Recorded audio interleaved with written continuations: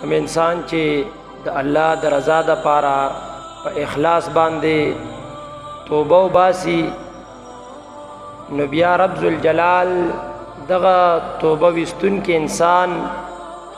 د شیطان نه محفوظ ساتي او رب ذوالجلال په نسبت باندې په ټولو کې بهترین او محبوب ترین انسان عمدک انسان دی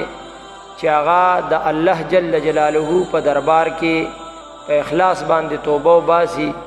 د دې وجه نه موږ ته خپل صاحبان وایي 14مې روژې نه تر د 20مې روژې پورې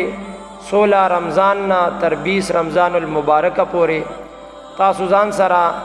استغفر الله العظیم الذي لا اله الا هو الحي القيوم واتوب الیه دا ځان سره په کثرت باندې وایي رب ذوالجلال دې زمونږ د رمضان المبارک دا روژې دا عبادات او ذکر اذکار خپل عظیم بارگاہ کې په ډېر سو قبول